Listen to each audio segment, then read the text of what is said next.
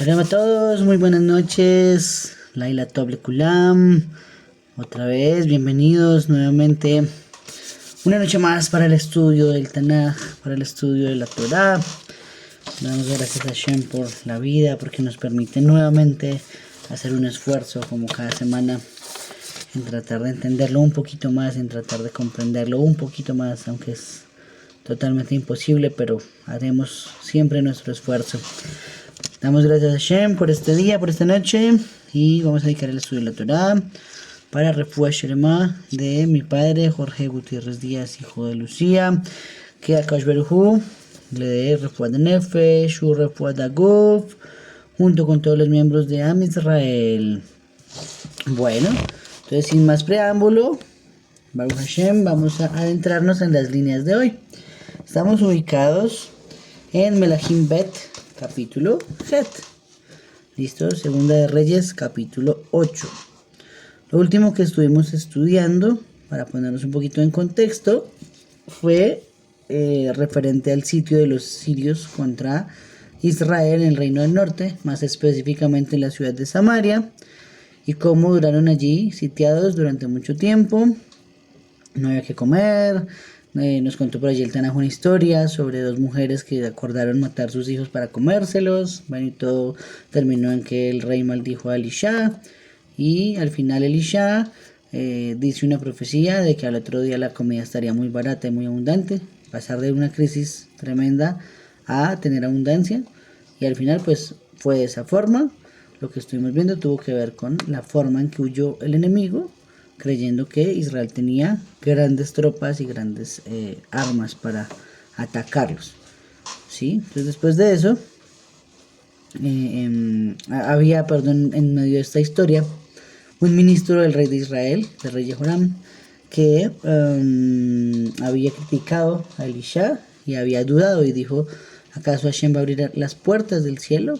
Entonces, medida que Neged Mida, nos dijo el Tanaj, medida por medida, murió en la puerta de la ciudad por haber dudado de que Hashem podría abrir la puerta de los cielos. Listo. Entonces ese es el resumen de hace una semana. Ahora sí vamos a arrancar con la lectura de hoy. Nos dice el Tanaj lo siguiente. Y Elisha mismo había hablado a la mujer a cuyo hijo había revivificado diciendo, levántate y vete, tú con tu casa, y reside como forastera, donde quiera que puedas residir como forastera, porque Hashem ha llamado un hambre, y además tendrá que venir sobre el país por 7 años, una hambruna por 7 años. De manera que la mujer se levantó e hizo conforme a la palabra del hombre de Hashem, y se fue ella con su casa y se quedó residiendo como forastera en la tierra de los filisteos por 7 años. Pues bueno, que tenemos que recordar un poquito, ¿no? Esta mujer era una shunamita, y esa mujer le dio posada a Elisha. Recordemos que estuvimos estudiando por allí, que hizo en la terraza de su casa una habitación especial donde dormía el profeta, donde también a veces se quedaba ahí Gehazi, el siervo de Elisha, y ahora vuelve a aparecer en escena esta mujer. Lo último que supimos fue que Elisha había resucitado a su hijo, que era el profeta Habacuc, ¿cierto? Entonces, ahí perdimos de radar a la mujer Shunamit y a su familia, y de hecho pues también a Habacuc hasta que llegue su libro.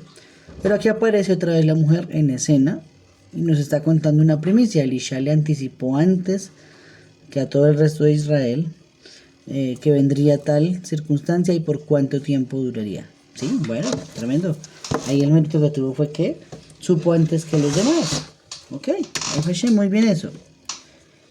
Hay algunas cosas que analizar al respecto y que son cosas fuertes, en serio. Bueno, lo primero es que Rashi dice que todo esto pasó 7 años antes que todo lo que de todo lo que pasó en el capítulo anterior. ¿Sí? O sea, estamos hablando de 7 años antes. Aquí está haciendo un feedback, una retroalimentación. Y esta hambruna está ubicada en los días del profeta Joel ben Pesuel. Eso nos enseña que para esta misma época estaba el profeta Joel, el profeta Habacuc, el profeta Elisha. Bueno, son contemporáneos. Listo, eso es lo primero.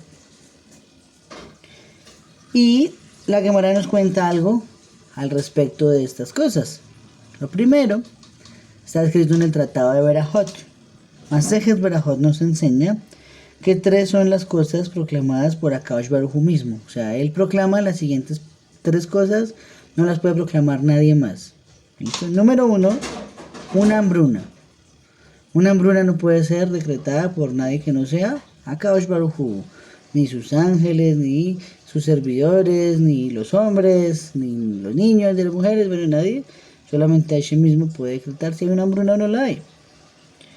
¿De dónde sería? De acá, de este capítulo, donde nos dice, en la escritura, Hashem ha llamado un hambre. Y además tendrá que venir sobre el país por 7 años. Nadie más podría hacer eso. Número 2, la abundancia. También la decreta Hashem. El hambre, número 1. Número 2, la abundancia. ¿De dónde se deriva? Del profeta Ezequiel, capítulo 36, versículo 29. Nos dice allí, pediré grano, lo multiplicaré y no os traeré hambre. Entonces Hashem lo está explicando al profeta Ezequiel en ese momento, que la abundancia también proviene de la boca de Hashem, de lo que él proclama. Y la número 3 es un buen líder. ¿Sí? ¿Cómo sabemos que un buen líder lo designa Hashem? Tenemos que ir a la Sagrada Torah. Y si no estoy mal, está en esta parashá, tendría que estar en esta parashá. Recordemos que esta parashá que estudiamos ahora mismo se llama Terumá, ¿cierto? Y Terumá son las contribuciones que cada uno dio para la construcción del Mishkan. Entonces, eso que nos enseña que en el capítulo de Shemot, donde se está empezando a hacer la construcción del Mishkan, allí nos dice la Torah, yo he nombrado a Betzalel, hijo de Uri, hijo de Hur, de la tribu de Yehudá. ¿Para qué? Para que hagan los utensilios del templo, bueno, en este caso del tabernáculo, del Mishkan. ¿Sí? Entonces, muy bien. 3 cosas, solo las puede decir Hashem: el hambre, la abundancia y un buen líder. Nadie lo más lo puede hacer. Ahora bien, el Talmud se pregunta en otro tratado, ya estamos hablando en Ta'anit, página 5a. Y se pregunta, ¿y qué comieron durante 7 años? Si estuvieron 7 años encerrados en una ciudad, con recursos limitados, entonces es una pregunta que todos nos deberíamos hacer, como, ¿cómo sobrevivir 7 años a esta situación para que ahora llegue el momento en que terminó? ¿Sí? Simplemente que la única que se pudo salvar o que pudo hacer algo al respecto fue la mujer Shunamit, a la cual Elisha mandó fuera. ¿Cierto? Entonces, vamos a analizarlo de la siguiente forma. Esto está explicado así por los Jajamim. El primer año, ¿cierto? El primer año de la hambruna, todo Israel comió lo que había en sus casas. Entonces estamos empezando a hablar que había abundancia, porque para comer todo un año de lo que hay dentro de una casa, eso significa que todos tenían una buena parnasá, un gran sustento desde lo alto. Tenían medios de poder subsistir. 2, segundo año, ¿qué comieron el segundo año? Lo que había en sus campos. Entonces ya fue necesario acceder al campo, al fruto de la tierra, al fruto del árbol, para poder sobrevivir durante el segundo año. Tercer año de la hambruna, que se hizo para comer los animales kosher que había a la mano. Entonces ese tercer año, vacas, pollitos, corderos, ovejas, bueyes, ¿cierto? Gallinas, patos, bueno, todo animal kosher que quedaba fue comido en el tercer año. Aquí empieza la parte dura. Hasta ahora, 3 años se pudieron soportar. Primero entonces, lo que había en la casa. El segundo, lo que había en el campo. Y en el tercero, los animales kosher de cada uno. Pero ¿qué pasó a partir del cuarto año? Cada año era más dura la hambruna. Dice la Gemara, el cuarto año comieron los animales no kosher que tenían. Entonces, estamos hablando que comieron cerdo, que comieron perro, que comieron gato, que comieron mico, que comieron loro. Bueno, todo animal no kosher tocó comer durante el cuarto año. ¿sí?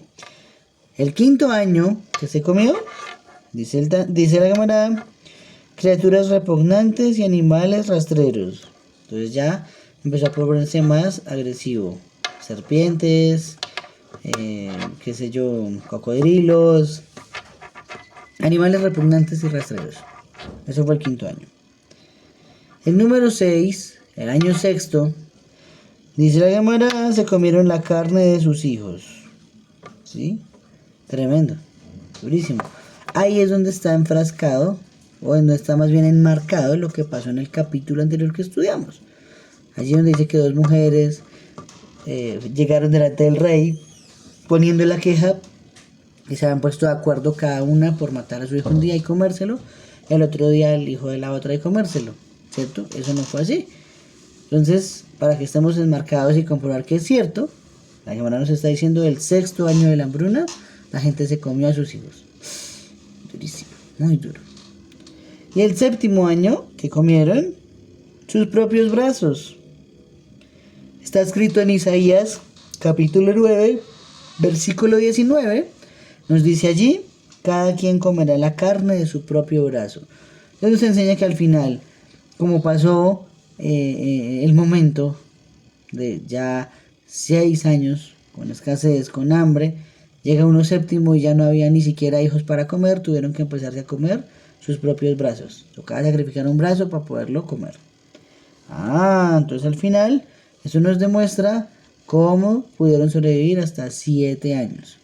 Y en especial, que un decreto así pues es totalmente duro, totalmente nefasto. Que Hashem permita que nunca tengamos que vivir en unas condiciones similares. Sí, eso es muy duro. Eso es muy duro. Yo, por ejemplo, en nuestra generación tenemos presente hace 5 años el COVID. Sí, yo creo que para todos fue una situación difícil, fue una situación nueva, fue algo desconocido, ¿cierto? Pero a partir de ahí pues aprendimos la lección. Lo bueno de esto es que eso duró poco tiempo y ya después de eso tuvimos maneras de aprender a cómo sobrevivir desde la casa y cómo adaptarnos a tratar de tener un teletrabajo, ¿cierto? Bueno, eso nos enseñó la pandemia. Pero seguramente que para algunas personas no fue tan larga, no fue tan mala, pero para otras fue terrible. ¿Sí? Así es el mismo recorrido que vemos, estos 7 años de hambruna y lo que pasó cada año. Muy duro, muy duro, muy duro. Ok, entonces, ¿qué más pasó? Vamos al versículo 3. Aconteció que al cabo de 7 años, la mujer procedió a regresar de la tierra de los filisteos y salir a clamar al rey por su casa y por su campo. Ahora bien, el rey estaba hablando a Gehazi, el servidor del hombre de Hashem, diciendo, cuéntame, por favor, todas las cosas grandes que ha hecho Elisha. ¿Sí? Ok. Aquí vamos a ver un paréntesis pequeñito. Varias cositas. La primera, la mujer se estaba quejando delante del rey, obviamente, porque durante esos 7 años que ella dejó abandonada su casa, fue ocupada por otras personas y también saqueada por los ladrones. Entonces esos 7 años, como no había quien cuidara ni quien vigilara, pues la tierra estaba, ¿cómo decirlo?, despojada de sus propietarios. Lo segundo, más que una crítica a Elisha, ¿cierto? Más que una crítica a Elisha, porque no lo es en absoluto, es este versículo último que leímos, una manera de exaltar lo grande que fue Moshe Rabbeinu. ¿Por qué?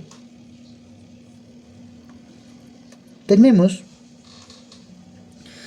que la Torah misma nos dice, el último versículo de la Torah nos enseña que no se levantó nunca jamás en Israel un profeta como Moshe, a quien todos temieron. ¿Sí? Jamás se levantó alguien como Moshe, nuestro maestro. Y la Torah o el Tanaj aquí en este caso nos viene a reafirmar, porque mientras a cualquiera le decimos en cualquier nación del mundo, ¿quién es Moisés? Todo el mundo sabe quién es Moisés, todos saben quién es Moisés. Pero para hablar de alguien como Elisha, que Elisha también fue enorme, aquí por ejemplo el rey de Israel está pidiendo al que fue siervo de él que le cuente historias sobre Elisha. ¿Sí? Entonces La guía para los perplejos del Rambam dice que grande es Moshe Rabbeinu, que dice la Torá, cierto, que no se levantó nadie como él en Israel. Por ejemplo, Elisha tuvo un nivel inferior de Nebuá porque el rey de Israel tuvo que pedir a Gehazi que le cuente las maravillas que ha hecho Elisha. Entonces, repito, no es una crítica a Elisha, por el contrario, es una alabanza a nuestro maestro Moshe. Fue tan increíble que todo el mundo conocía su fama. Y ahora bien, acá nos sigue diciendo, aconteció que al contar él al rey cómo había revivificado al muerto, pues aquí estaba la mujer a cuyo hijo había revivificado, clamando al rey por su casa y por su campo. Enseguida dijo Gehazi, mi señor el rey, esta es la mujer y este es su hijo a quien Elisha revivió. Ante eso el rey preguntó a la mujer y ella se puso a contarle el relato.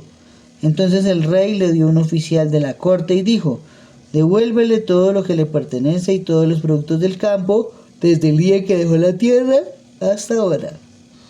Entonces, aquí también nos dice algo la Gemara, ¿cierto?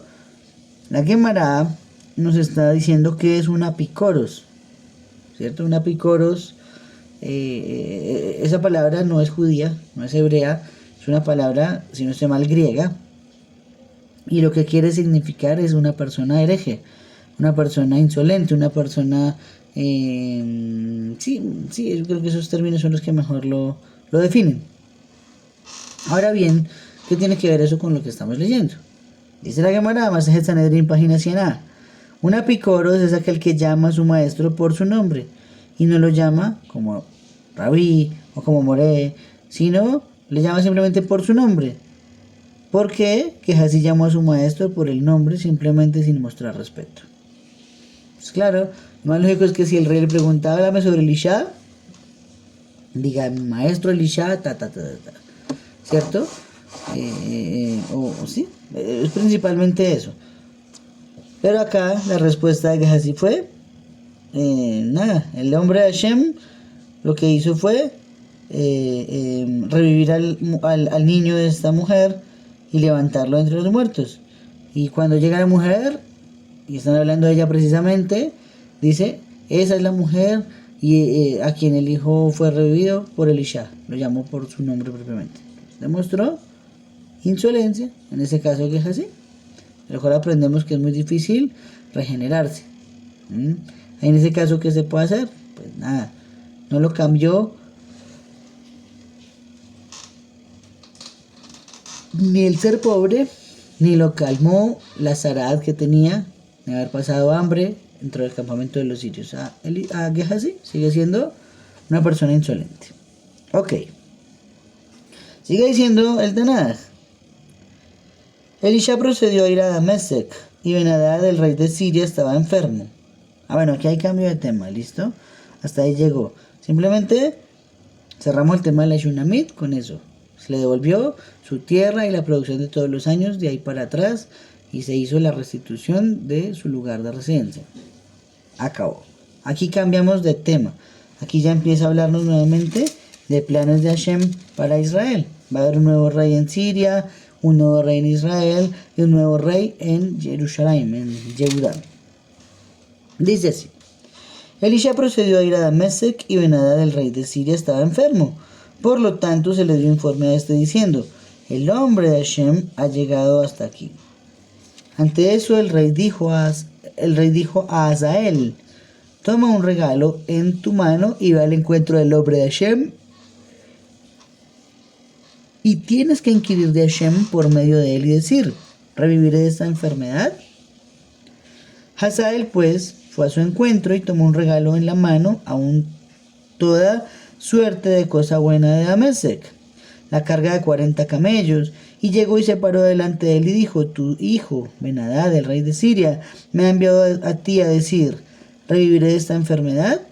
Entonces Elisha le dijo, ve, dile positivamente, revivirás, y Hashem me ha mostrado que positivamente morirá. O sea, va a revivir, pero va a morir.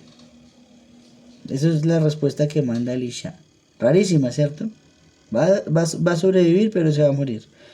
Entonces Elisha le dijo, mantuvo una mirada fija y la mantuvo inmóvil al grado de causar bochorno. Entonces el hombre de Hashem rompió a llorar.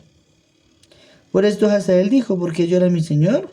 A lo que él dijo: porque también sé el daño que harás a los hijos de Israel. Sus lugares fortificados entregarás al fuego, y a sus hombres electos matarás a espada, y a sus hijos estrellarás, y a sus mujeres encintas rajarás. ¿Sí? Entonces, ojo. Vemos al general sirio consultando al hombre de Hashem porque está en Siria, y él le da la profecía. ¿Cierto? ¿Cuál profecía? Que el rey se va a mejorar, pero también se va a morir. Y luego se queda mirándolo fijamente hasta ruborizarlo para decir que Hazael se va a volver alguien malo. ¿Sí? ¿Qué va a hacer? Le va a hacer daño a los israelitas, entregar lugares fortificados al fuego, hombres muertos a espada, mujeres estrelladas, hijos estrellados y sus mujeres encintas rajadas. ¿Sí? Ok. ¿Qué significa todo esto? Entonces Elisha llega a Mesec en primera instancia. ¿Qué quería él hacer allá? Dice Rashi, buscar a Gehazi, ¿cierto? ¿Para qué? Para que haga teshuvah, para que se arrepienta. Lo sabemos porque Gehazi huyó hacia Mesec. Por lo tanto, primera opción de por qué Elisha salió hacia allá, para buscar a Gehazi. Entonces, ¿qué más nos dice allí? Bueno, y la pregunta es: ¿y por qué terminó yéndose para Siria Gehazi después de que fue afectado de la Zaraat? La respuesta es simple. Yo sé que está difícil, pero es más simple de lo que parece. Dice Rashi, él fue a Mesec. ¿Por qué? Porque allí se encontraba Naamán, el que tuvo la lepra originalmente, la Zaraat. Por lo tanto, iba a pedirle ayuda con la lepra, con la Zaraat, ¿sí? A ver qué tratamiento tenían los sirios para poderla atacar. Ahora bien, el otro motivo por el que fue a Mesec sería simplemente por cumplir la voluntad de Hashem. Hashem le dijo a Eliyahu, el maestro de Elisha, que tenía que ungir a este hombre Hazael como rey de Asiria. No había pasado hasta ahora, Elisha lo acaba de cumplir. Es lo importante de tener alguien que siga los pasos de uno. Aunque se murió Eliyahu, se siguió acá en su nombre haciendo lo que se debía hacer. Bonito, bonito. Es Rashi que tengamos ese mérito de tener un buen nombre y de prolongarlo por muchas generaciones. Ahora la Gemara sigue diciendo lo siguiente. Aunque Elisha fue a Mesec para ayudar a Gehazi a hacer teshuvah, Gehazi le dijo que no quería hacer la teshuvah, no quería arrepentirse, no estaba arrepentido de nada. Pues le dijo que Elisha le enseñó que aquel que peca y hace pecar a las masas no tiene la oportunidad de arrepentirse. Ahora bien, ¿qué hizo Gehazi para que las masas pecaran?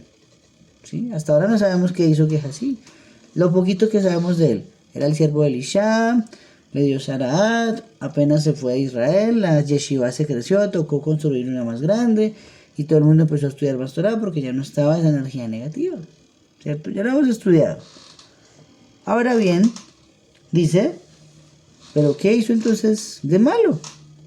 Número 1, dice la Gemara Masejet Sotah, página 47a, colgó una roca magnética sobre el becerro de oro de Jeroboam y usó un imán para levantarlo y que quede suspendido entre el cielo y la tierra flotando, haciendo que la gente adorara al becerro más devotamente. Entonces, aquí está, vemos lo malvado que hizo. Número 1, en opinión de los Sajamim, le puso imantación, no sé si se dice así, o puso imantado el becerro de oro de los que hizo Jeroboam, y el becerro quedó flotando en el aire, como levitando. Entonces, claro, eso al final se convierte en un Hilul Hashem, y por lo tanto, la Teshuvah pues nunca va a ser respondida.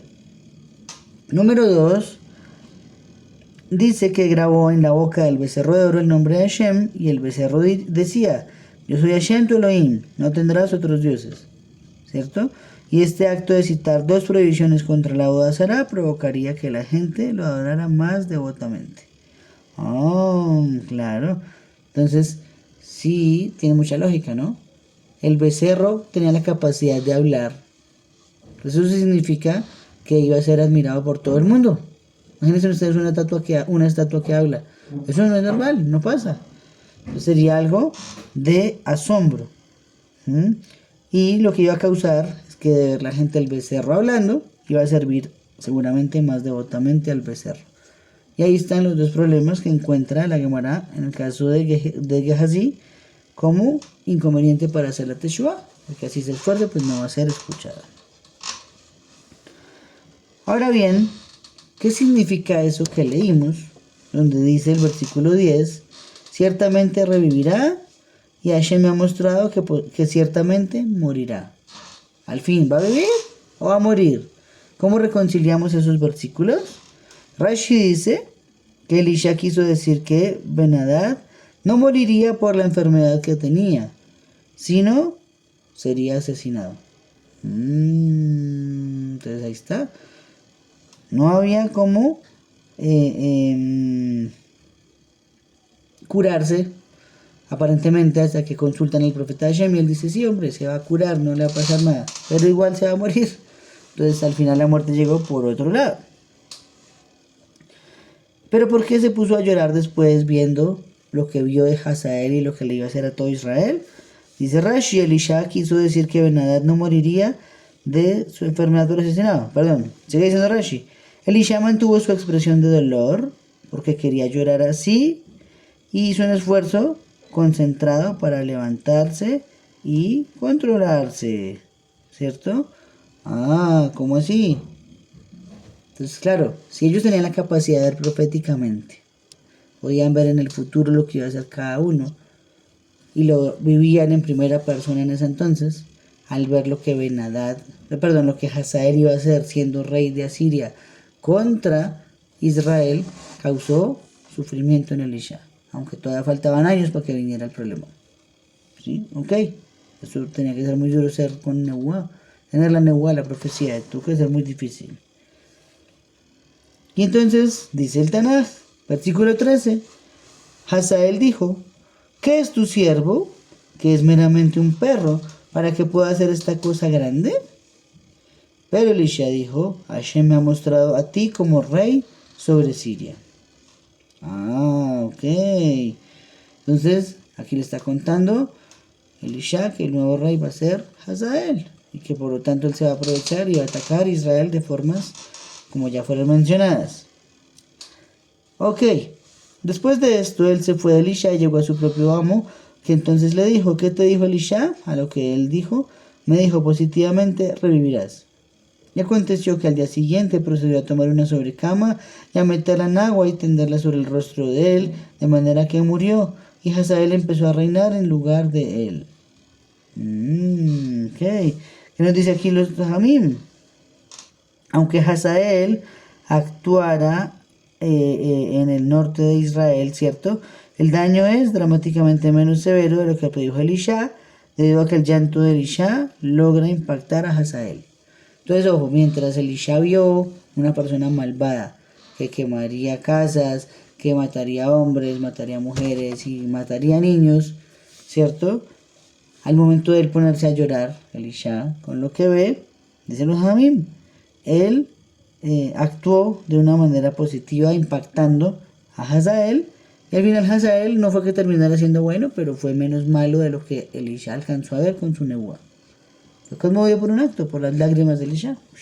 Bueno, tremendo. Y luego nos dice el versículo 15 que tomó una sobrecama y meterla en agua. ¿Cierto? ¿Qué es eso de una sobrecama y meterla en agua? Está refiriendo, dice Rashi, a una matica que está identificada como si fuera la menta. ¿Sí? Le dijo a Ben-Hadad que estaba haciendo esto para aliviar su enfermedad, pero en realidad ya tenía la intención de asesinarlo y así lo asfixió. Entonces al final, Hazael, cuando ya le dicen que va a ser rey de Israel, de Asiria, mata al rey de Asiria y queda como líder de esa nación. Y en el año quinto de Jehoram, hijo de Ahab, el rey de Israel, mientras Jehoshafat era el rey de Yehudá, Jehoram, hijo de Jehoshafat, el rey de Yehudá, llegó a ser rey. 32 años de edad tenía cuando llegó a ser rey y por 8 años reinó en Jerusalén. Y se puso a andar en el camino de los reyes de Israel, así como lo habían hecho los de la casa de Ahab, porque la hija de Ahab llegó a ser su esposa y él siguió haciendo lo que era malo a los ojos de Hashem. Y Hashem no quiso arruinar a Yehudá por causa de David, su siervo, tal como le había prometido que le daría una lámpara a él y a sus hijos siempre. Ok. Entonces, acá el Tanaj nos mencionó algo muy interesante, ¿cierto? Nos dijo que Jehoram fue rey de Yehudá. Pero también el rey de Israel se llamaba Jehoram. Es una curiosidad, ¿no? La primera vez que existen en Israel dos tocayos que tienen el mismo cargo, tanto rey de Israel como rey de Yehudá. ¿Sí? Y además eran primos, porque nos muestra la línea de trazabilidad de cada familia y resulta que Jehoram A era primo de Jehoram B. ¿Sí? Ok. Entonces, hasta ahí vamos bien. Sigue diciendo Rashi, Jehoshaphat coronó a su hijo Jehoram, quien reinó 2 años durante su vida, cuando regresaron de la guerra contra Meshach. Ya estudiamos sobre la guerra contra Meshach antes, ¿cierto? Cuando el agua se volvió sangre y engañó a todo el ejército sirio. Se decretó muerte a Jehoshaphat, pero fue indultado por 7 años porque gritó cuando lo iban a atacar a la guerra contra Ahab. Y el rabino Benjaya nos dice, pero Ahab no tuvo una hija. Más bien se refiere a la hermana de Ahab, pues en ocasiones así se refiere uno a su hermana, como los Bene Israel cuando hablaban de Dina. Nos llevaremos a nuestra hija. Aquí hay otra opinión. La opinión propiamente nos dice que Ahab no tiene, que Ahab no tiene una hija, ¿cierto? Sino una hermana. Y en ese caso, esa hermana sería la que se volvió esposa de Jehoram, el otro rey, el de Israel. Aquí se vuelve un poquito confuso. Hay un Jehoram en Israel y un Jehoram en Yehudá y están reinando al tiempo y además son primos. Muchas coincidencias. Y aquí hace una pequeña reflexión el Midrash. El Midrash nos enseña sobre un versículo de la Torá. Dice la Torá, vio a Hashem que Lea era odiada, ¿cierto? Y aquí uno empieza a preguntarse, ¿será que nuestro padre Jacob tenía preferencia por una sobre la otra? ¿Será que no podía equilibrarla? ¿Será que no le prestaba atención? Con una, con la otra, no sacaba tiempo. Bueno, eso no lo sabremos. Pero si el Midrash dice que al mencionar que Lea era odiada, se estaba refiriendo más allá en el tiempo, con el nivel de profecía, a la Torá, diciendo que de Lea iban a salir unos descendientes malvados. ¿Quiénes fueron esos descendientes malvados?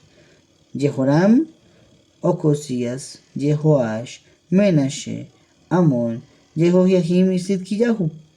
7 reyes que fueron malvados y salieron de la ascendencia de nuestro padre Yehudá, ¿cierto?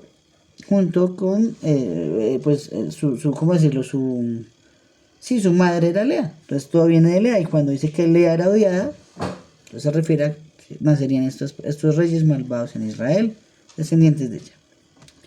Sigue diciéndonos el Tanaj que ese rey entonces empezó a hacer, y es la primera vez que lo dice, como hacían en el reino del norte. Hasta ahora teníamos 2 caminos. El reino del norte totalmente liberal. No había control, todo era un desorden, nadie respetaba a Hashem, ¿cierto? Ni la Torá ni el mismo. Ahora, aquí nos dice que el rey de Yehudá se involucró con lo mismo que hacía Ahab y toda la casa de Israel, adorar los becerros de oro y bueno, en fin. ¿Listo? Ok. Sin embargo, pues acá Baruj dice el versículo 19, no quiso arruinar a Yehudá por causa de David, su siervo, tal como le había prometido, que daría una lámpara a él y a sus hijos para siempre. Entonces, hombre, claro que sí, lo que está diciéndonos ahí es que a pesar de que este tipo fue malísimo, Jehoram era un descendiente de David y solo por la promesa de que David tendría descendientes de forma permanente en el trono de Israel, pues Akash Baruj Hu lo dejó que terminara su reina, llamémoslo de esa forma. Ok. Ahora, uno tiene que preguntarse, ¿no? De todas formas, venía de buena familia. Su papá era Jehoshaphat, que se había salvado de la muerte con el rey Acab, que era una persona que sustentaba a los que estudiaban la Torá, desde el área público. O sea, es interesante, ¿no? ¿Por qué salió así ese pelado? Esa sería la pregunta. Como descarriado. El libro de la Kedat Zag nos dice algo muy interesante. Miren esto. En Masejet Sotá, el Talmud, Se dice que al hombre se le proporciona cónyuge solo de acuerdo con sus obras y sus logros morales. Ah, eso es bonito. O sea, la que dice es un libro de Musar. Pero si lo basamos desde el Talmud y desde la Kabbalah, claro, una mujer que uno puede tener es lo que se merece, excepto la primera. ¿Por qué la primera? Eso lo estudié alguna vez, la verdad no recuerdo el libro. Pero dice así, la primera pareja que tienes es la que Hashem te dio, la que Hashem creó para ti como tu ayuda adecuada, tu ayuda frente a ti. Esa es. Pero de la segunda en adelante, no significa que esté mal, pero de la segunda en adelante vas a tener la que te merezcas. Cada uno de nosotros sabrá si eso es bueno o eso es malo. Pero así está escrito en Jajamim. Ok. Esto no contradice, dice la queda de Isaac, la afirmación acerca de que hay un ángel designado para unir las parejas. La idea plasmada es que la pareja que acompaña a una persona al nacer es el equipamiento genético y ambiental que se denomina el masal. Entonces nos está hablando de algo llamado el masal, ¿cierto? ¿Cómo llamarlo a eso? Como la suerte, como, sí, es una buena palabra para definir la suerte. Sin embargo, cuando el hombre elige esposa, lo hace sobre la base del mérito que ha adquirido desde su nacimiento. Entonces el masal puede decir que la esposa o el esposo de nosotros va a ser un malvado. ¿Sí? Eso dice el masal, eso dicen las estrellas cuando nacimos, ok. Sin embargo, únicamente cada uno lo puede cambiar de acuerdo a el mérito que adquiera desde el nacimiento hasta que llegue el momento de casarse. ¿Sí? Es Hashem que podamos casarnos buenas parejas, parejas que temen a Hashem, parejas que estudian la Torah, que la viven todo el tiempo. Eso es lo bonito. Y sigue diciendo la que de Isaac. El masal original, ¿cierto? O la suerte original, se puede aumentar o neutralizar de dos maneras. Vamos a ver, esto es tan interesante. Número 1. El hombre permanece libre para superar las desventajas naturales mediante la fuerza de voluntad. ¿Sí? ¿Cómo así? ¿Qué significa eso? Estamos diciendo que conseguir pareja es difícil, que hay unas cosas que dice el masal y otras son los méritos que uno adquiere para poder conseguir una esposa. Pero dice, la queda de Isaac, pero se puede aumentar o neutralizar de estas dos formas. Número 1. El hombre puede permanecer libre para superar las desventajas naturales mediante la fuerza de voluntad. ¿Eso qué significa? Eso tiene que ver indefectiblemente con la sexualidad, ¿cierto? Según me enseñó una vez un amigo cabalista, el hombre está diseñado para no estar más de 14 días sin una relación íntima. ¿Por qué? Después de eso hay peligro de que el líquido seminal empiece a salirse del cuerpo solo. Porque todo el tiempo está trabajando la testosterona, produciendo todo dentro del hombre. Eso es lo primero. Y lo segundo, ya te doy la palabra, dice, Hashem extiende una ayuda activa basada en el mérito del individuo, ¿sí? Así el masal y el mérito se complementan uno al otro. Entonces tenemos dos caminos. Estamos solos y nos aguantamos y ganamos mérito por eso, que es muy difícil, muy difícil. O esperar que nuestros méritos nos hagan tener una buena pareja y que así sea juzgado por Hashem. ¿Listo? Entonces vamos a escuchar a Camila. Sigue Camila, por favor.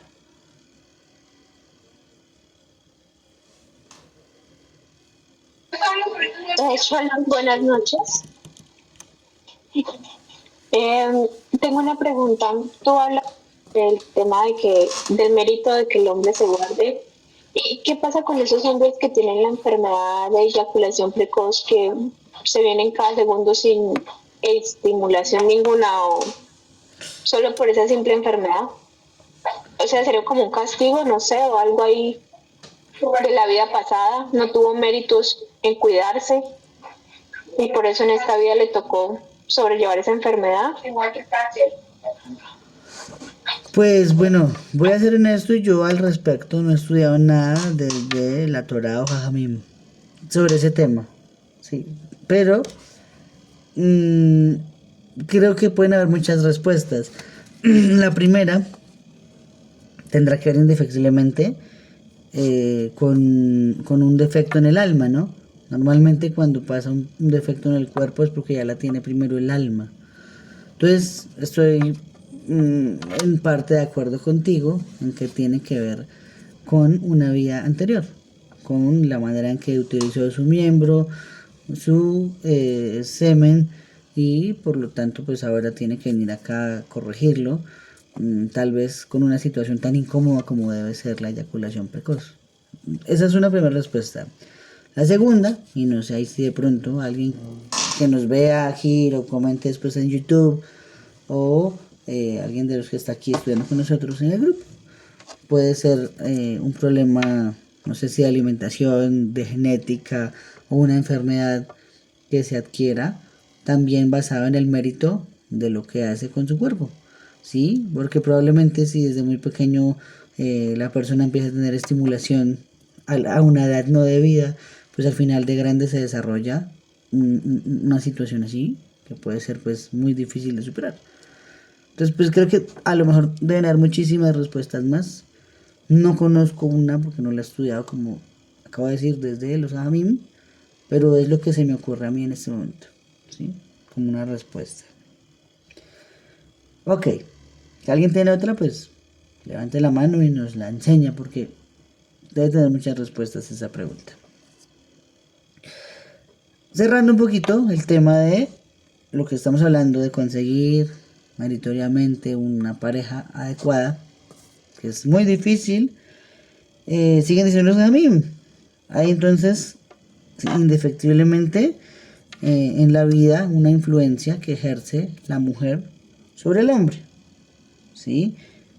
¿Cómo así? Bueno, entonces estudiamos hace algunos meses atrás sobre el rey Acab, y dice el versículo que hizo el mal ante los ojos de Hashem, que era lo malo ante los ojos de Hashem, impulsado por su esposa Jezabel. La mujer lo lleva por un mal camino. La esposa.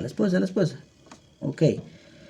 Ahora mismo, acá nos está diciendo también un déjà vu. ¿Cómo así que un déjà vu? Claro, estamos diciendo que la hija que tuvieron Acab y Jezabel se casó con el rey de Yehudá, que se llamaba Jehoram. ¿Y qué pasó a continuación? Calva Homer, lo mismo. Aunque descendía del rey David, de una casa, de un linaje perfecto, que tuvo un papá justo, ¿cierto? Abuelo justo, tatarabuelo justo, hasta llegar al rey David, o sea, tenía una línea perfecta de transmisión de la Torá y de las midot, de la sabiduría y de todo lo que había entonces. Aquí metió los pies y es el primer rey de Yehudá que nos dice que se metió a adorar los becerros de oro y seguir por el camino de Jeroboam, que hizo pecar a Israel. Conclusión, se casó con quien no debía.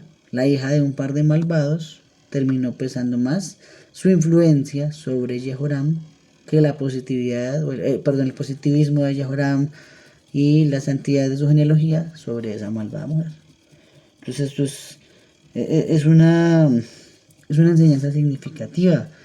Escoger una pareja no es lo que más me gustó a mí con los ojos ni con los oídos. Esto es algo para pensar, tampoco para pensarlo mucho tiempo, pero para analizarlo detenidamente antes de tomar una decisión, porque no sabemos qué mala influencia nos pueda llegar a traer. Si nos trae algo positivo, será bien, algo negativo será mal, pero ¿cómo saberlo? Hay que analizar muchas cosas antes de elegir una pareja. Ok, sigue diciéndonos el Tanaj, continuamos. Versículo 20. En sus días Edom se sublevó debajo de la mano de Yehudá, y entonces hicieron reinar sobre sí un rey. En consecuencia, Jehoram pasó a Zair, como lo hicieron todos los carros con él. Y aconteció que él mismo se levantó de noche y logró derribar a los edomitas que los tenían cercados a él y a los jefes de los carros, y la gente se puso a huir a sus tiendas. Pero Edom siguió su sublevación de debajo de la mano de Yehudá hasta el día de hoy. ¿Sí? Edom, entonces recordemos, Edom es Esav, y durante los días de David, hasta ahora, nunca había habido un rey en Edom. Siempre era ¿cómo decirlo? Un alcalde, un canciller, bueno, más o menos en terminología hoy en día, designado por el rey de Yehudá, y no había un rey como tal. Pero acá, una vez Yehudá también empezó a dar pasos cojos hacia la idolatría, aparece el castigo, Edom. Acuérdense de esa frase de la parashá Vayetze. ¿Cierto? ¿Qué nos dice la parashá Vayetze? Las manos son las manos de Esav, la voz es la voz de Jacob. ¿Sí? ¿Eso qué significa? Cuando la voz de Jacob se empieza a callar, las manos de Esav tienen poder sobre él. Y Esav es Edom, y Jacob es Israel. De forma pues que cuando Israel no se comporta de acuerdo a como lo quiere Hashem, aparece el acusador. Y dice Esav, o sea que a mí me quitaron la bendición del primogénito y me quitaron la primogenitura para dársela a ellos que se portan igual que yo. Y ese acusador llega delante de Hashem y Hashem entonces envía un castigo en consecuencia. Porque si nosotros tenemos la bendición de Hashem, pues lo más correcto es que nos comportemos en consecuencia. Les cuento algo que le conté ahorita a mi esposa, muy bonito. Hoy estaba hace un momento donde un cliente, estamos haciendo un trabajo aquí en Bogotá grande, y el cliente es una entidad del Estado, se ha interesado mucho por el judaísmo. Hace como 15 días me dijo, ¿cómo se dice feliz sábado en su idioma? Yo dije, bueno, se dice Shabbat Shalom. Y este viernes pasado me escribió antes de Shabbat Shalom. Y yo, wow, tremendo, ¿no? Pues se lo dije una vez y se lo aprendió y me lo escribió. Una persona del Estado, tremendo. Y luego, esta semana, ayer que hablamos, me dijo, todo está fluyendo bien, Baruch Hashem. Me lo dijo así una persona que conozco hace un mes nada más. Yo, wow, tremendo, es una influencia positiva.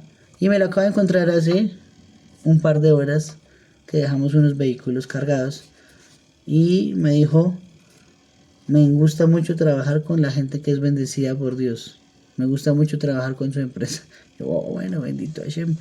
Entonces, al final, sí, creo que Hashem bendito nos da precisamente una posición privilegiada para que nos comportemos en consecuencia y no tenga la posibilidad de ir a acusarnos delante de Hashem. ¿Sí? Eso es muy importante, todos debemos sentirnos así. Ok, entonces, aquí hay un comentario importante. Dijimos que desde los tiempos de David no hubo rey en Edom, ¿cierto?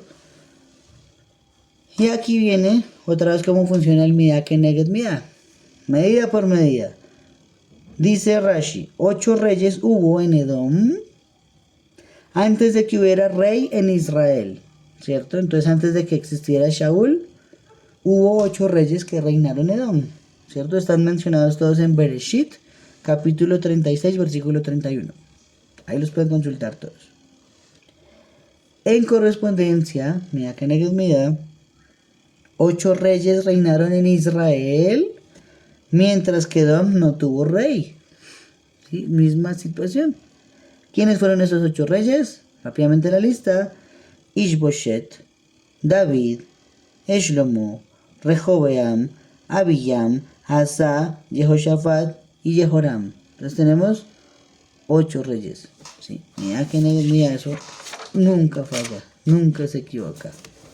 Qué bonito. Versículo 23.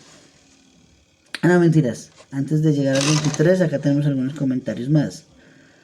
Dice Rashi, el rey de Edom golpeó y mató a aquellos edomitas que no se habían rebelado contra Yehudá, por lo cual el rey de Edom los mató por no unirse a la rebelión. Entonces, ¿por qué lo dice? Porque leímos que ellos mismos hicieron como una limpieza y los mismos edomitas mataron a los mismos edomitas. ¿Por qué? Pues eran los que no querían hacer una rebelión contra Israel, estaban conformes como vivían. ¿Y vivían mal acaso? No. Pero normalmente quien tiene el poder pues va abusando de él. Eso es igual. Hoy en día lo mismo, sea del partido que sea, de la mentalidad que sea, ideología, filosofía, todos son malos. No hay uno bueno. Dice ahora Rashi, no sabemos de qué país eran las personas a quienes mataron, ¿sí? ¿Por qué? Porque Libna es una ciudad de Eretz Israel, que es donde está enmarcado esta masacre que se hizo en la noche, ¿sí? Opina Rashi que eran de la tribu de Yehudá y se rebelaron contra Jehoram y merecían la muerte. Esa es una opinión. O por otro lado, Podría ser que Livna era también una ciudad fronteriza dentro de Edom y que no se unió inicialmente a la rebelión con el resto de Edom. Sin embargo, después de la guerra, Livna, esa ciudad, se unió a la rebelión edomita. Vamos a verlo, pues no lo sabremos a ciencia cierta, pero ambas explicaciones tienen mucho sentido. Ok. Sigue diciendo entonces el Tanaj. Y el resto de los asuntos de Jehoram y todo lo que hizo no están escritos en el libro de los asuntos de los días de los reyes de Yehudá. Por fin Jehoram yació con sus antepasados y fue enterrado con sus antepasados en la ciudad de David. Y Ocosías su hijo empezó a reinar en lugar de él. Ok, entonces ahí finaliza la vida de Ocosías, perdón, de Jehoram. Sigue diciendo, un momento. Versículo 25, sí. En el año 12 de Jehoram, hijo de Acab, el rey de Israel, Ocosías, hijo de Jehoram, rey de Yehuda, empezó a ser rey. Y 22 años de edad tenía cuando empezó a reinar. Y por un año reinó en Jerusalén. Y el nombre de su madre era Atalía, nieta de Omri, rey de Israel. Y él se puso a andar en el camino de la casa de Ahab y siguió haciendo lo que era malo a los ojos de Hashem, como la casa de Ahab, pues era pariente de la casa de Ahab por vía de casamiento. Por consiguiente, él fue con Jehoram, hijo de Ahab, a la guerra contra Hazael, rey de Siria, en Ramot Galaad, pero los sirios derribaron a Jehoram. De manera que Jehoram, el rey se volvió para sanarse en Jezreel de las heridas que los sirios habían logrado infligirle en Ramá cuando peleó contra Hazael, el rey de Siria. En cuanto a Ocosías, hijo de Jehoram, el rey de Yehudá, él bajó a ver a Jehoram, hijo de Acab, en Jezreel porque estaba enfermo. Ahí lo vamos a dejar hasta hoy, ¿sí? Pero entonces acá dice algo muy importante, ¿no? Hay una aclaración. Estamos diciendo que hasta el momento habían pasado 7 reyes de Yehudá, desde David hasta Jehoram, y todos habían sido muy correctos, hijos de justos, hijos de justos. Pero acá llegó este primer rey de Yehudá a volverse al camino de los reyes de Israel, con los becerros de oro, y sin embargo dice que fue enterrado en la ciudad de David y durmió con sus antepasados. Pero hay una aclaración, porque en 2 de Crónicas 21:20 nos enseña que si bien Jehoram fue enterrado en la ciudad de David, no fue sepultado en las tumbas de los reyes. Este hombre, por haber sido un malvado, descendiente de David, fue sepultado en la ciudad de David, pero lejitos de donde estaban los reyes, las tumbas de los reyes. No quedó por ahí cerca. ¿Sí? Eso es interesantísimo. Y vamos a hacer un último comentario para despedirnos. Esto es muy reciente. Bueno, pues sí, todavía es reciente. Eso fue hace 32 años nada más. En el año 1993. Nos dice la historia universal. Esto ya no es de Jajamim. Esto es de la historia. Y lo pueden ustedes verificar en Google. En Israel se descubrió algo que se llamó la estela de Dan. ¿Listo? La estela de Dan. ¿Qué es eso? Es una piedra que está escrita en arameo. Y allí está escrito, según se atribuye, lo escribió Hazael, el rey de Siria, del que estamos hablando. Una frase que dice: maté a Jehoram, hijo de Acab, rey de Israel, y a Ocosías, hijo de Jehoram, rey de la casa de David. Entonces, es una piedra vieja, aramea. Aquí están los personajes cazando porque los 3 fueron mencionados en este último combate. Ok. Hasta ese año, hasta 1993, dice la historia universal, los académicos negaban la historicidad, se llama, o la autenticidad, digámoslo más bien, de David Amelech, ¿cierto? Arguyendo que no había evidencia arqueológica de que hubiera existido. Entonces todos creían que el rey David era una metáfora que se había inventado Israel para llevar a los niños a dormir felices a la cama con historias bonitas del arpa, de los salmos, pero que no había evidencia histórica, ¿sí? A partir de que se descubre la estela de Dan en el año 93, la historia nos cuenta que hoy en día pocos arqueólogos niegan que existió el rey David, porque ya encontraron una pieza que comprueba que el Tanaj está diciendo la verdad, ¿sí? El Tanaj no se está equivocando, solo que la ciencia va probando de a poquitos lo que ya está escrito allí. Sigue diciendo la historia, pero aparentemente existe una contradicción porque hasta ahora Ocosías no murió. Sí se murió Jehoram, Ocosías no. Y la tabla nos está diciendo que también Ocosías murió. ¿Qué pasó? La respuesta estará en el capítulo siguiente, en el 9, que estudiaremos la semana entrante. ¿Qué nos dice allí el Tanaj? Nos va a enseñar que sí murieron el mismo día por la mano de Jehú. No sabemos quién es Jehú, lo sabremos dentro de una semana. Sin embargo, al ser Hazael quien hirió y debilitó a Jehoram, se había atribuido la muerte de ambos como parte de la normal exageración de todo el que gana una batalla, presumiendo como suya una victoria de Jehú. ¿Cierto? Vamos a ponerlo en el fútbol. Uno va a la cancha a jugar fútbol. Y llega a la casa y le dice a la esposa, hoy hice 3 goles y estuve imparable. La verdad es que los 3 goles fueron empujándola debajo del arco. Pero uno le vende la historia de que fue a lo Ronaldinho, ¿cierto? Asimismo, cualquier rey en una batalla que ganaba anterior ponía en sus escritos que había sido épica y que nadie como él para hacer la guerra.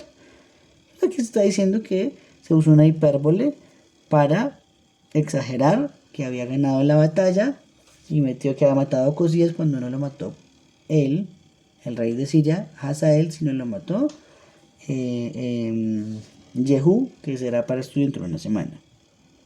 Hoy en día, esa estela de Dan se encuentra exhibida en el Museo de Israel en Jerusalén, ¿sí? Y eso nos enseña cuán exacto es el Tanaj, ¿sí? La ciencia al final termina probando todo. Yo me acuerdo que hace unos años atrás, una vez fuimos aquí en Colombia a un paseo con mi esposa y los niños a Villa de Leyva. Y en Villa de Leyva hay algo llamado el Parque de los Dinosaurios. Es muy bonito. Si un día van, muy recomendado, muy bonito. Muy buen plan. Y resulta que cuando llegamos allá, un guía empezó a explicarnos la supuesta teoría de la evolución, ¿no? Y a medida que él iba explicando la teoría de la evolución, yo le iba diciendo a mi esposa, que los niños, que es lo que dice la Torah tal cual, tal cual. Pero la Torah no nos vende la idea de que fue una evolución. Somos todos una creación de un ser maravilloso y perfecto. Pero tiene el mismo orden que creen los científicos. Que la vida empezó primero en el agua. Y efectivamente, los peces es lo primero que creó Hashem. Dice la ciencia que después esos peces empezaron a brincar sobre el agua y empezaron a aprender a volar. La Torah nos enseña que lo segundo que se creó fueron las aves. ¿Sí? Y según la teoría de la evolución, después esos mismos peces y esas mismas aves se empezaron a posar en tierra firme y a poder respirar. No, la Torah nos dice que el 6.º día fueron creados los animales de la tierra, hasta que al final llegó supuestamente al hombre después del mono y nos conocemos así hoy en día. No, la Torah nos dice que fue creado el hombre, pero tal cual iban pasando su teoría de la evolución. Lo más impresionante que vimos ese día, y yo tengo mucha alegría porque se lo dije a mi esposa antes de que lo dijera el guía. Dijo, ¿por qué los dinosaurios creemos que eran muy grandes y en realidad eran pequeños? ¿No son como los pintan las películas? Bueno, yo le dije a mi esposa, el Midrash dice que por el oxígeno. Porque después del diluvio, la calidad del aire se volvió tan mala en este mundo que ya no podemos crecer mucho. Si hubiera mejor oxígeno, todos creceríamos más. Y tal cual.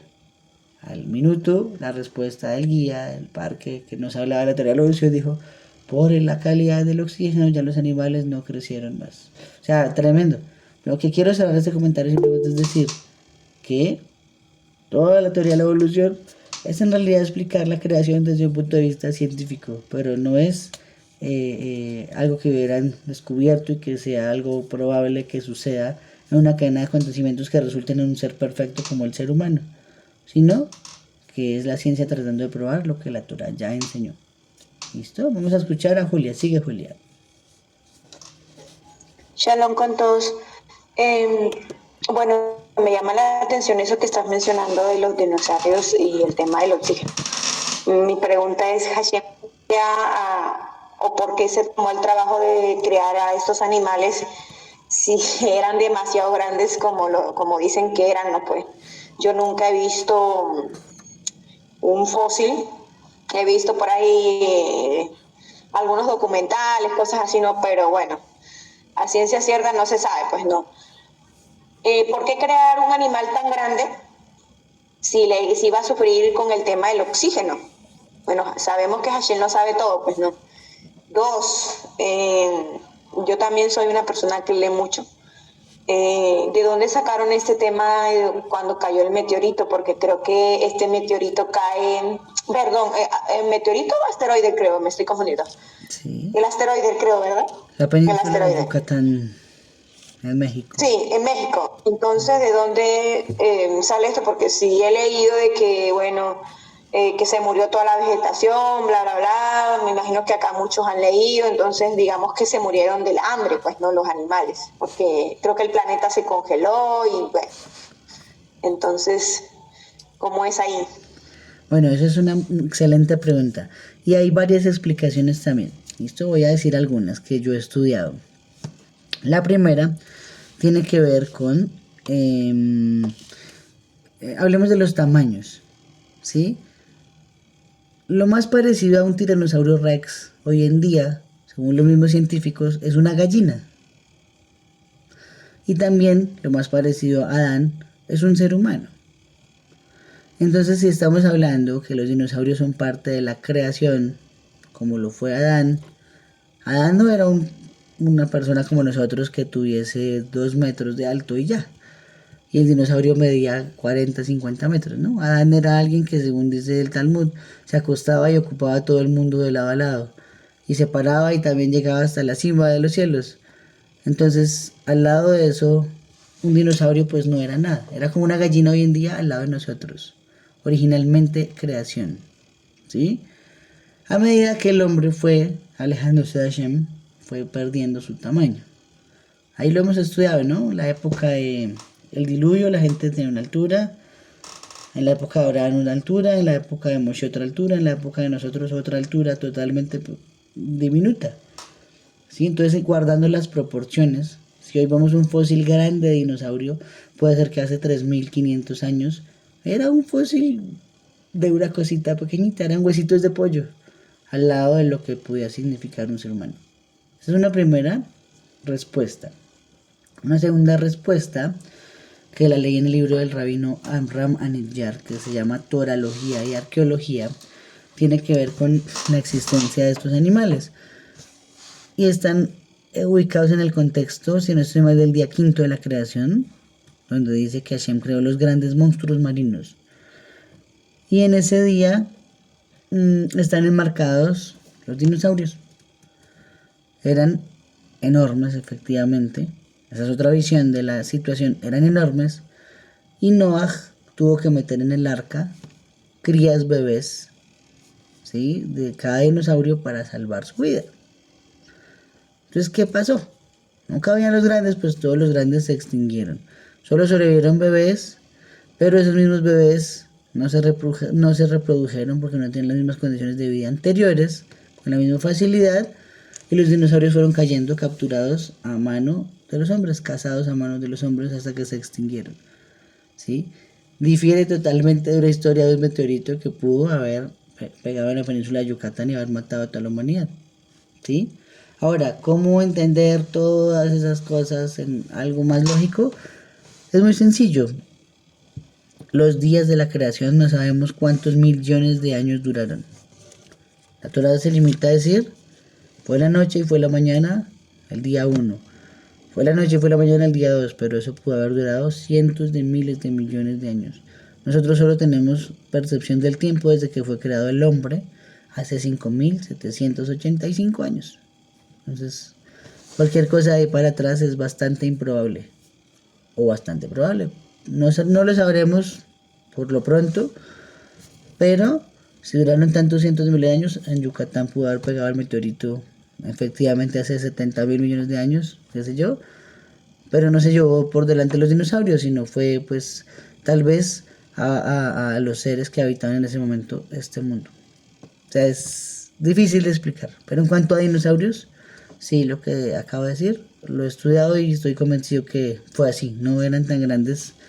Hoy en día serían enormes para nosotros, pero para esa generación de seres humanos eran como gallinas, así de grandes eran los dinosaurios. ¿Mm? Bueno, no sé si hay otra pregunta. Y si no, nos despedimos, Besra Hashem. Amigos, no hay nada más que decir. Agradecerles por su tiempo, por su paciencia, por estudiar con nosotros. Seguiremos estudiando la Torah de mano en mano, de poder en poder. Y Besra Hashem, invitados para la semana entrante. Ya será el mes de Adar para que estudiemos el Tanaj. ¿Vale? A todos, Laila Tov Lekulam.